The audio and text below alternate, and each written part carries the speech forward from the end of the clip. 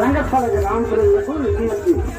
ఈ అందరి కళలో దిగే నిమ్మటానికి దిగేరాని వచ్చేసింది. ఇంతమంది దిగేలు రాని నీ ఊళ్ళో కూడా ఉండారా? మరి మా గుర్రంకాడు కూడా పొచ్చోడు కాళ్ళోడు లేకుండా ఉంటారా? అందరూ ఉంటారు దిగేరని.